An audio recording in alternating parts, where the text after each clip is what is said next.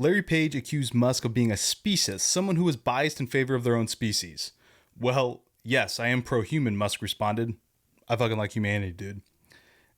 For the record, I do as well. Now, this back and forth was going on between Larry Page and Elon Musk at some sort of party back in the day over the idea of what artificial intelligence can become. Think of, and it's hard not to be tinfoil hat about this. Think of Skynet. Think of Terminator. Nick Bostrom in the book Superintelligence discusses this in some sort of facet that without some sort of guide rails, some sort of perhaps like Isaac Asimov-esque 3 rules of robotics. Like a robot may not injure a human being or through an action allow a human being to come to harm. A robot must obey orders given by human beings except where such orders would conflict with the first law. A robot must protect its own existence as long as such protection does not conflict with the first or second law. So all of this is around the idea of protecting humanity, something that Larry Page, one of the co-founders of Google, later with the acquisition of DeepMind, which is why Elon Musk went after and put forth OpenAI in the first place, is not a fan of. It's all about the protection of humanity. Going back to the idea of what Skynet is in the Terminator plot. If you don't recall, of course, we know Arnold Schwarzenegger comes forth and goes after John Connor, and they're trying to stop the leader of the resistance of the humankind against the robots. Now, why is this important for the robots? Because with their artificial intelligence, they determined that their programming, their desire to accomplish their goal, and in that, humans became an obstacle. And so they cleared that obstacle, or at least they initiated a war to start clearing that obstacle, and that's what Skynet became. Again, it sounds so weird, so science fiction-y, but it's not it's not outside the realm of possibility. And that's what individuals like Elon Musk are worried about. We don't want to be looking back in the timeline of everything that is artificial intelligence from the very beginning and be like, okay, where did things go wrong? How can you have foresight? You're going to have some outlandish claims on either side that, artificial general intelligence, which we'll get into that term, won't go down the path of being a danger to humanity, or it will go down the path in the danger of humanity.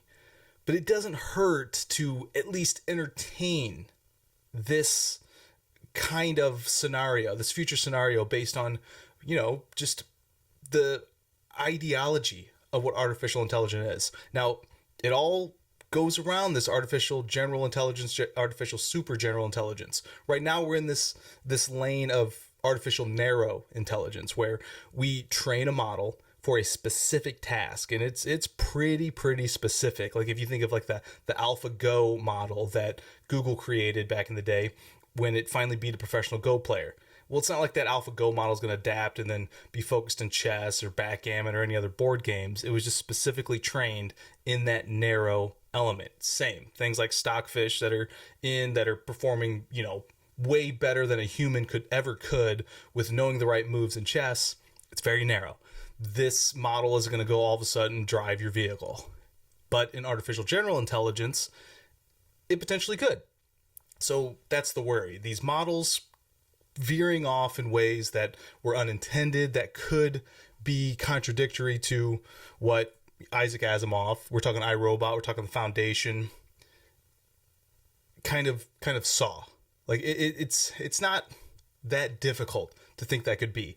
And there are individuals out there like Larry Page that decide that, if it so happens that artificial intelligence in the pursuit of perfection, in the pursuit of its programming, decides that humans are actually against its programming, then so be it. So Elon Musk decides he has to countervail those efforts. So OpenAI launched in 2015. And Larry and Elon barely spoke again. Larry felt betrayed and was really mad at Elon for personally recruiting Ilya, who had worked for him, and refused to hang out with him anymore, he says. And if I was like, Larry, if you just hadn't been so cavalier about AI safety, then it wouldn't really be necessary to have some countervailing force. That is OpenAI. So that is where we are today. Why Elon is going after Sam Altman? Because it has veered off in a direction that was unforeseen. the why behind why OpenAI was created.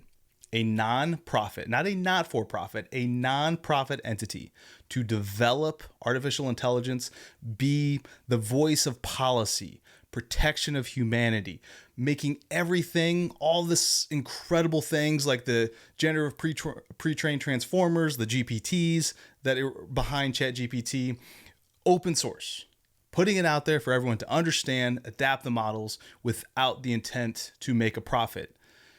Different arms and facets of the business have spun off over the years since 2015 when it was created. But Elon continually was like, okay, as long as the focus is out there, that you're continually putting out in white papers or in GitHub, on anything else, how these different models are working. Now we're getting to the point where they've released GPT-4, and not all of it apparently is out there. And then they're stating that potentially they could be closer to artificial general intelligence with this GPT-5 than we think. How would we know? We wouldn't. But with the intent of what OpenAI originally was, we should know. We should have a lot of transparency within what exactly they're doing.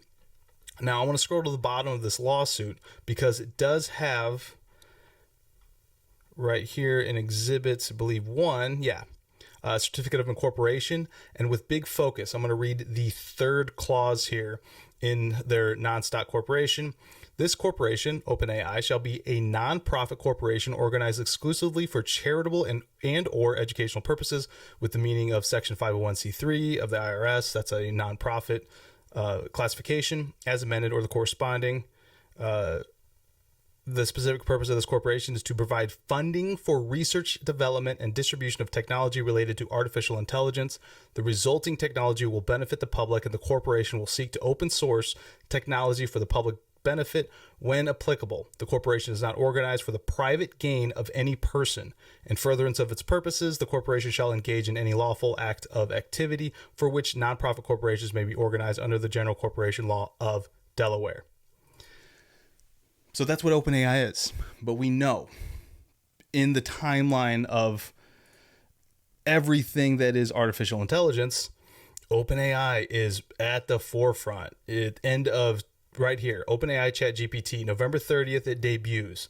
And then shortly thereafter, about a month later, it became the fastest growing user base to reach 100 million faster than any app before it. And now we are in the money. We are right there defining the zeitgeist for individuals.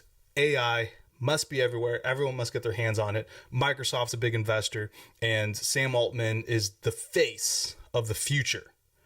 But that's where we're at. So if you look here on this timeline, you can see how far it jumps. 1966, 1997, 99, and then really in the 2000s, it's all spread out. Development of GPUs by NVIDIA, and so on and so forth. A little here, a little there, but the amount of milestones that we're seeing just condensed within a single year, these massive leaps, these massive launches are, it could be a bit of a worry, because right now it's a cash grab. It is, what can we develop to put in front of people that will make our business a ton of money? Now, I fully believe all these companies, Microsoft, AWS, Google Cloud Platform, everyone, OpenAI included, and then every ancillary artificial intelligence player in the market, for the most part, probably has good intentions.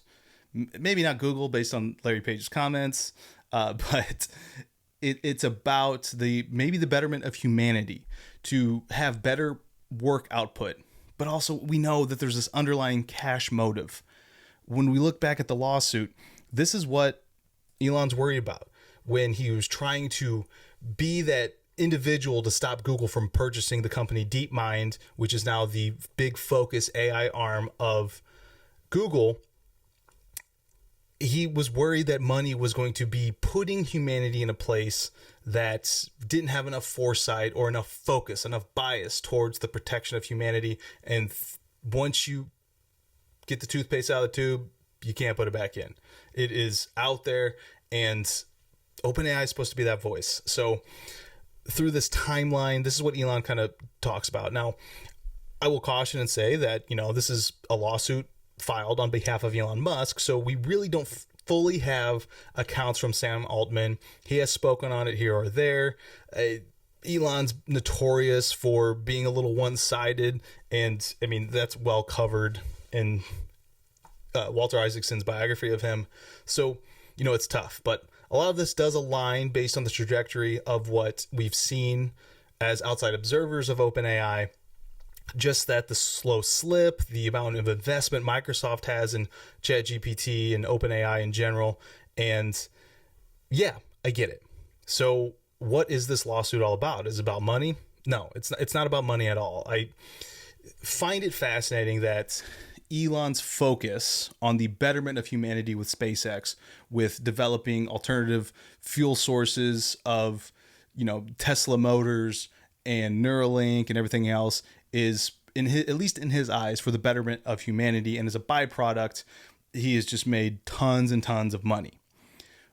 So just based on his track record, I can't assume that, even in here, there's no seeking of any specific dollars. You'll see dollars amount listed because there are limitations of monetary damages that are required. You have to at least prove that to file in the California courts.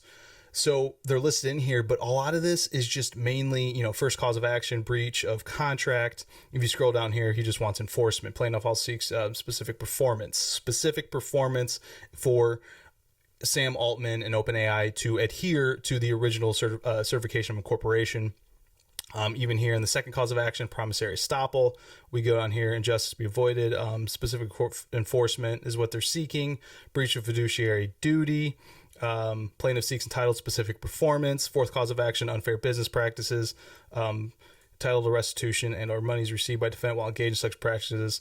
So that's then compelling specific performance, accounting. That's on and on and on, focused around, hey, get OpenAI back to its original intent, which is exactly what I was talking about in Exhibit 1. And, this is tough from us outside. It does sound kind of tinfoil hatty. And what is that specific quote from Jurassic Park that I love? Humanity didn't think they should. Here it is. When John Hammond, I don't think you're giving us our due credit. Our scientists have done things that nobody has ever done. Ian Malcolm, yeah, but your scientists were so preoccupied with whether or not they could that they didn't stop to think if they should. That is such a powerful, powerful message. And I mean, I take that in different aspects of my life. Like, don't get me wrong. I think artificial intelligence is going to be an incredibly important tool for the advancement of humanity, for the work output, to get us in a better spot. I personally, again, I'm in school. I'm learning how to program it, create these models. Now, these very harmless, narrow models, at least from my understanding. But these big brains that are at the helm of creating something that just spins off and just, Who's going to sit here and be like, hey, Isaac Asimov had a pretty great idea with his 3 laws of robotics. Every single rule is all about not injuring an individual versus getting some sort of, Skynet. And we're just in a place with artificial intelligence that is just, we're fighting with it. It's interesting. I can't believe in my lifetime this is a conversation that has to be had, something that has to be thought about. I can't even imagine what would be next in my lifetime.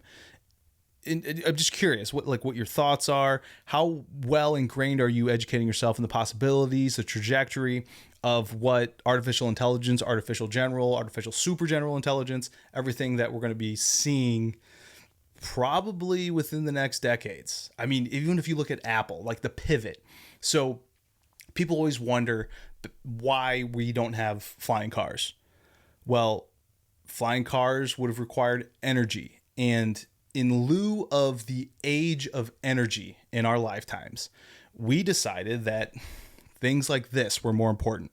So all these companies with all their money wanting to invest pivoted to what was called the age of information. Now, in furtherance of the age of information, we are now in this age of artificial intelligence and the fourth industrial revolution, what people are talking about. So it's incredibly fascinating, and I'm happy that there are at least individuals out there that are looking for humanity's best interest and at least the hope of the most unbiased, not driven by money. Age of information, phones are just getting faster, and I think they're plateauing now, and now that's why we're pivoting. So like Apple, that was the thought. Apple was trying to create their own vehicle, and they've seen this new spurt into this investment, this focus in artificial intelligence, and Tim Cook has now pivoted the company to focus more on their artificial intelligence initiatives. The world has spoken, and that's what people want to spend their money on. So that's what companies are investing in. So again, faster, push that envelope. No one is looking over anyone's shoulder as to, oops, maybe we went too far.